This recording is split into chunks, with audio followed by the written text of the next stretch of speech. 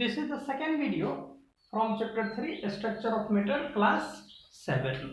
पिछले वीडियो में हम लोग देखे थे एटम्स किसे कहते हैं, एलिमेंट किसे कहते हैं। इस वीडियो में हम लोग शुरू कर रहे हैं what do mean by compound. Compound किसे कहते हैं? Compound compound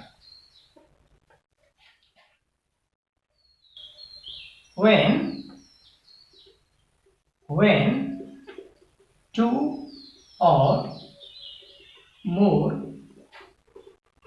elements reacts with each other in a fixed ratio, then new substance is formed, known as compounds। Compounds जब दो या दो से अधिक प्रकार के एलिमेंट आपस में एक निश्चित रेशियो में रिएक्ट करते हैं, कंबाइन करते हैं, तो जो नया सब्सटेंस का फॉर्मेशन होता है उसी सब्सटेंस को हम लोग कंपाउंड कहते हैं। therefore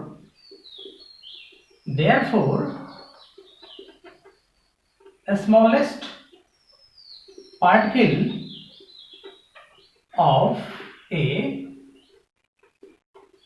compound is known as molecules। Smallest particle जो होगा किसी कंपाउंड का उसे हम लोग मॉलिक्यूल्स बोलते हैं। कंपाउंड को हम लोग ऐसे भी समझ सकते हैं जैसे in English alphabet there are 26 letters.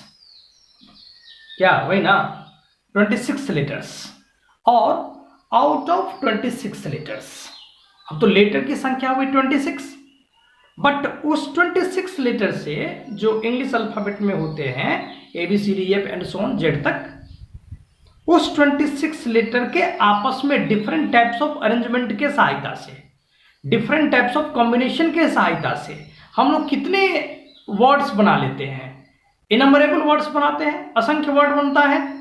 ठीक उसी प्रकार से जब दो या दो से अधिक प्रकार के एलिमेंट आपस में कंबाइन करता है, रिएक्ट करता है, उससे जो नया सब्सटेंस का फॉर्मेशन होता है उसी को हम लोग कंपाउंड बोलते हैं। एक नजर में यदि हम लोग देखें कि एटम्स और कंपाउंड्स, एटम्स और मॉलिक्यूल्स क्या है, तो एटम्स और मॉलिक्यूल्स को फिर एक बार देखिए। Atoms the smallest particle of a substance which may or may not exist independently but took part in chemical reaction is known as atoms। ऐसा हुआ कि किसी भी सब्सटेंस का वो छोटा से छोटा पार्टिकल्स जो केमिकल रिएक्शन में भाग लेता है, बट हो सकता है कि वो एग्जिस्ट करता हो स्वतः या नहीं करता हो, उसे हम लोग एटम्स बोलते हैं। But molecules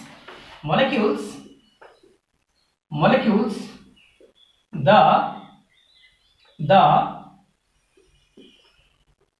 smallest particles of a compound which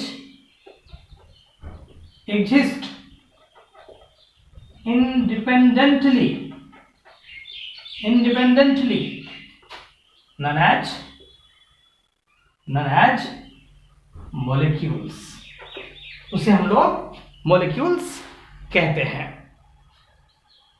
अब ऐसा है कि हम लोग देखते हैं properties of compound, properties of compound, properties of compounds. First properties, when compounds is broken down, then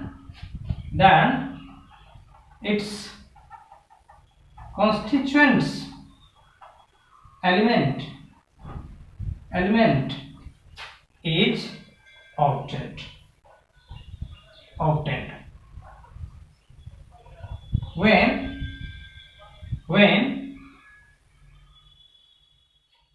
compounds is broken down, then must be pure form of an elements is obtained. And now third point, लेकिन उससे पहले ऐसा है कि जब compounds को हम लोग तोड़ते हैं तो निश्चित रूप से उसका जो कॉन्स्टिट्यूएंट्स एलिमेंट होता है, जैसे अब वाटर को हम लोग इलेक्ट्रिक चार्ज के थ्रू यदि डिसोसिएट करेंगे तो वाटर बना हुआ होता है हाइड्रोजन और ऑक्सीजन से, तो हम लोगों को हाइड्रोजन का एलिमेंट और ऑक्सीजन का एलिमेंट निश्चित रूप से प्राप्त हो जाएगा। अब चूंकि वाटर बना हुआ होता है हाइड्रोजन और ऑक्सीजन के क्या कहेंगे, हाइड्रोजन और ऑक्सीजन के एक निश्चित रेशियो से और हाइड्रोजन और ऑक्सीजन के प्योर फॉर्म से, तो आफ्टर ब्रोकिंग ऑफ कंपाउंड्स हम लोग को वो प्योर फॉर्म मिल जाएगा, इट्सेट्रा। ये तो था प्रॉपर्टीज ऑफ कंपाउंड्स। और प्रॉपर्टीज ऑफ कंपाउंड्स के बाद हम लोग देखते हैं mixture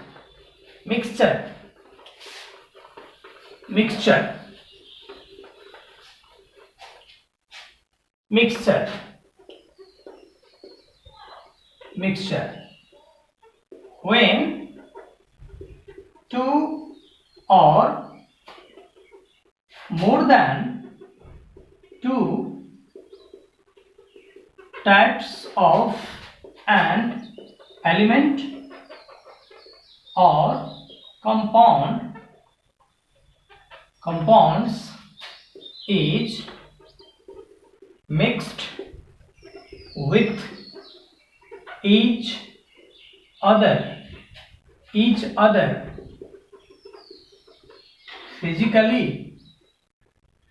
physically when two or more than two types of an element or compound is mixed with each other physically and in any ratio, then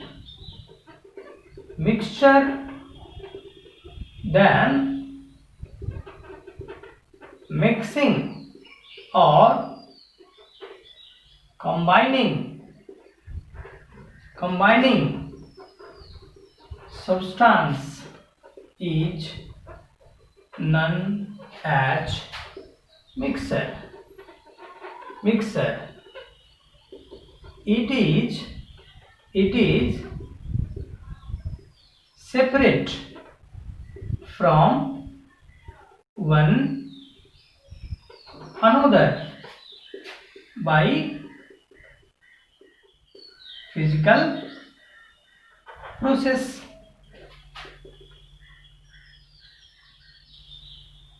In the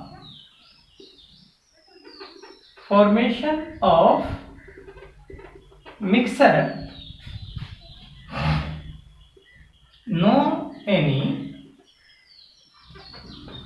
chemical change takes place.